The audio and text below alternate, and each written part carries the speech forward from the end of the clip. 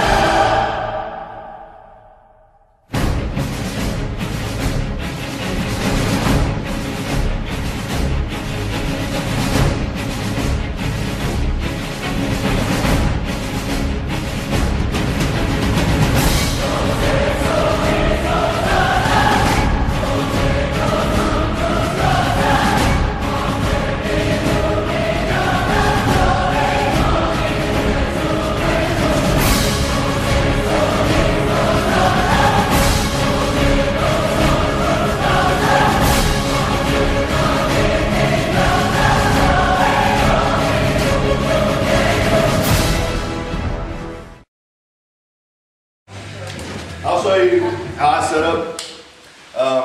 I benched 584 in Australia in November, and I benched 832 in Columbus in March of 2013 in a bench shirt. So the way that I set up is I always start from here. And I'm a big believer in repetition of form. So the more I can make every single rep the same, the less chance I have of messing up. So every time I start from here, I think about what I'm about to do. I kind of go through the mental checklist. I roll back.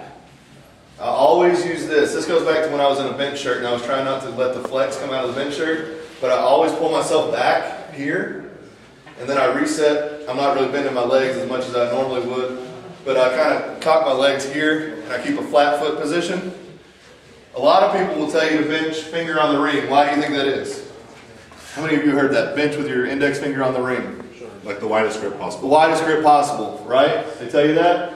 The reason that became a popular thought is because of geared bench press shirts. Because in a geared bench press shirt, when you're coming down, as your hands are wide, you're tensioning the front of that shirt, and it's making the shirt tighter to give you more rebound. And I'm a real world person, a real world coach, and like I said, I apply a lot of things and a lot of analogies and stories to real world situations. Like I said over there, about somebody kidnapping your kid or something. How would you hit somebody? If you were to hit them in the face, how would you hit somebody? And that's how you're being told to set up on your bench press. Let me hit you in the face a few times and see how far we go in a fight. It's not going to go very far because you're going to kill me. So what you need to do is think, again, I tell you to jump on the deadlift. I'm going to tell you to punch on the bench press. So get in an appropriate punching position on the bench press where you can activate tricep, lat, shoulders, and pecs. Pecs are not going to do much for your maximum bench press. They're probably going to be the least important. The most important muscles are going to be your triceps and your lats. What you want to do as you come under the bar, I call it the 90-degree bench position. I bench with my pinky on the ring. Look at my wrist and my elbow. Where are they at? It's pretty much 90 degrees, right? Kind of like a punch. Well, when I come out to this position, and when I come down, my elbows are pointed out to begin with, and when I come down, they rotate in as I'm loading my lats. And right here, I can hold 405 right here, look up, and talk to you all day. Not because I'm so strong, but because my lats and triceps have become so developed over time that 405 can sit here and I can open my palms and hold it. Okay? In regards to your guys' grip width, all right, we're not going to say put your finger, that it's best to have your finger here, it's best for here. It's completely individual. Yeah. What needs to happen is when the bar is on your chest, it's 90 degrees. Yeah, that the bar, your wrist, and your elbow are all in line. All right, that it's not elbow out in front, it's not the wrist outside. All right, that's all in line, and that's going to change based on your individual leverages. All right, and based on where you touch on your chest. This is one of the best tools that I ever found for people to understand where they want to bench. Grab the bar, back here over your face, it's going to feel heavy. Down here against the rack, it's going to feel heavy. But from here to here, somewhere in there's going to be a point where the bar feels weightless. Okay? I know that my hand position is pinkies on the ring, and I'm going to come straight down. Look, where am I? I'm in a 90-degree position, right? That's because the bar feels weightless right here. So if I can find a position that feels weightless, I'm going to maximize this press point, okay? So there's all kinds of grip variations, and like he said, this out here is not an athletic punch position. For you, as narrow as some of you females are especially, it's going to be a much more narrow grip. It may feel weird, it may feel odd, because you've benched so much with your pecs and your shoulders. Now you're going to be transitioning to the tricep and the lats. A lot of technical changes will be like that. Yeah, some of the things that we told you today, you might have done it and be like, this feels like shit. You know, but it's not something, you know, some things are instant fixes, some things are going to take a couple weeks. And when you're making technical adjustments like that, you know, if right now you're a ring, or an index finger on the ring bencher, and to put you at the 90-degree angle, you're going to be pinky an inch inside the rings, making that transition from today to tomorrow is probably not a good idea. Move it in a finger next week, and then another finger. But what we're trying to tell you today are things that I've seen thousands of times over. Chad's probably seen more than I have thousands of times over. Things that will carry you for 6 months, for a year, for 2 years, for 3 years. These are things that you can apply for a lifetime.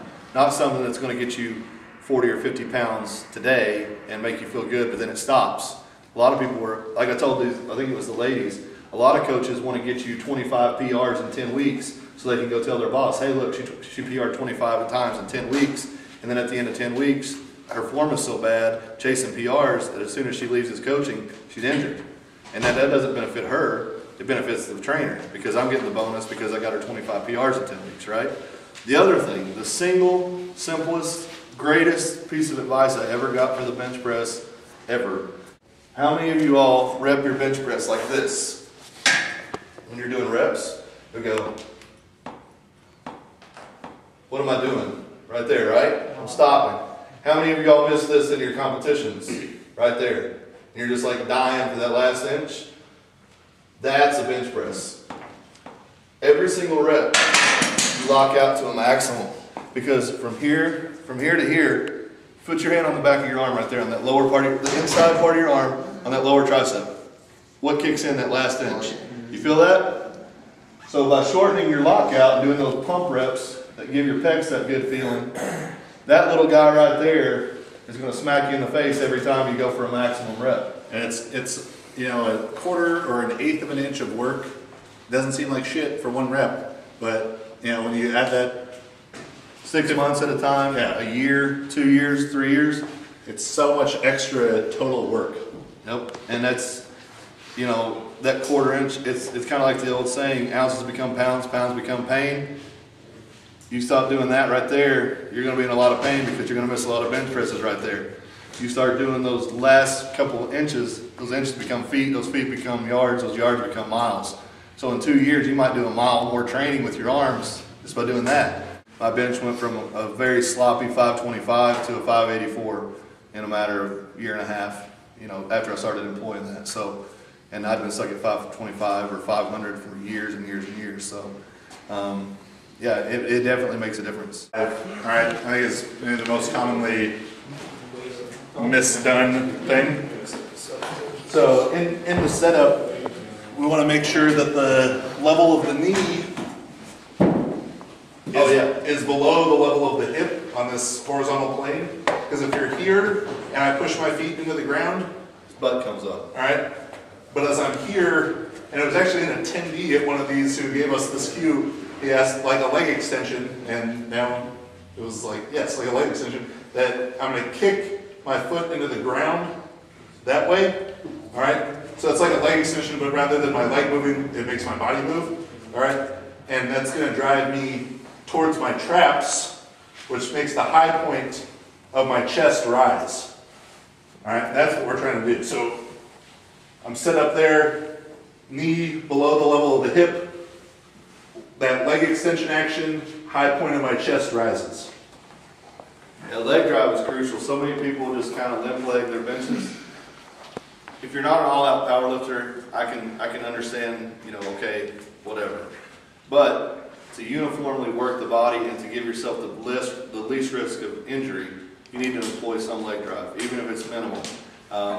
It's just going to help you out. It's going to make you stronger. It's going to get more weight in your hands, and it's going to keep you safer. So I'll start breaking it down. You can almost push the bar like, Again, like here. he's in pretty good position on his chest, so I'm not going to freak out too bad about the starting position. What I am going to do is bring you in one finger. Now that weight's sitting on top of your wrist, not being held by your hand. There you go. Wow. All right. Come here and I'll show you something. Another.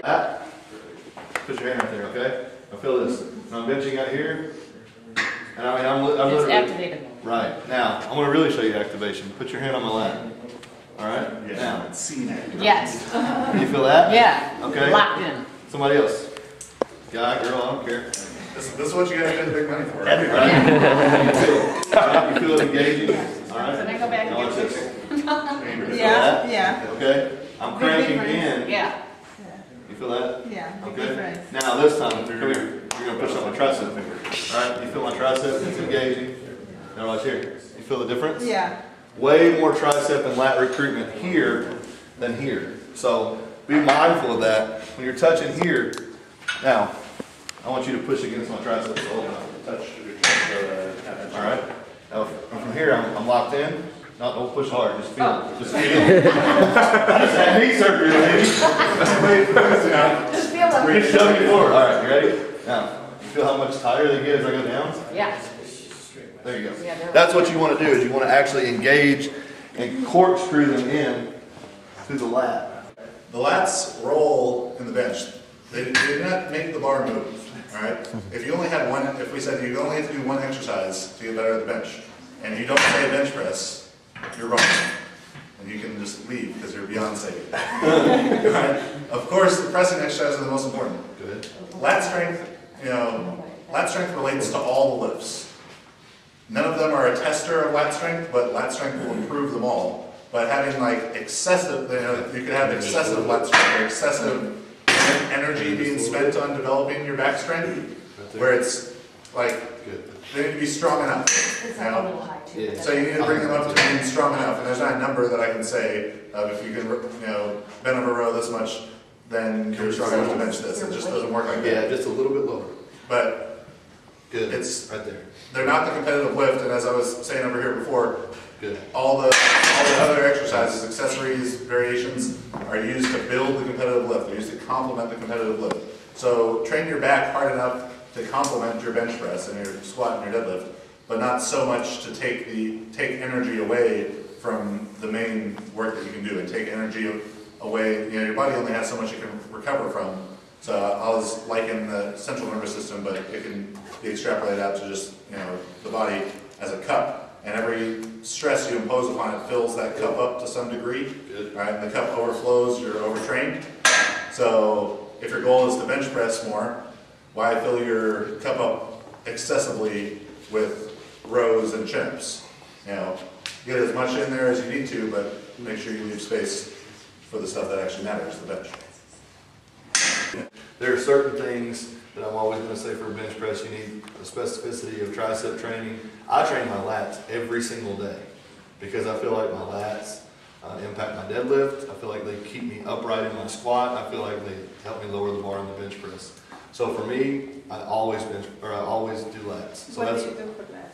lats. Like, what do you recommend? A good one is barbell rows, dumbbell rows. I love band pull downs. Like I'll take a lat pull down bar and I'll run some heavy bands through the top and I'll pull them down. And my actual favorite is I'll pull them down to the band stop and then I'll rotate my elbows in and actually squeeze and try to retract because that mimics the bench press. And that's what I also try to do. I try to engage the muscle in the way that I'm going to be using it. It doesn't matter. I'm not going to be doing a bunch of these kind of pull downs because that's not how I bench press. This is how I bench press. One of the best bench press or one of the best lat engagement tools you can use is hang a band from the top and put a barbell in it and pull it down to your chest, exactly where you bench press, because that's going to teach you to engage your lats exactly where you bench press. Standing? Huh? Standing? Yeah. Laying down. And just looking at yourself where you're deficient. You're always, like I said, I've seen a ton of people with big arms, big chests, big legs that were weak. I've never met anybody with a big back or glutes that was weak. So keep in mind, always do back, always do something for your glutes. Hey guys, what's up? Chad Wesley Smith here from Juggernaut Training Systems. Check us out at jtsstrength.com and YouTube /CW Smith52.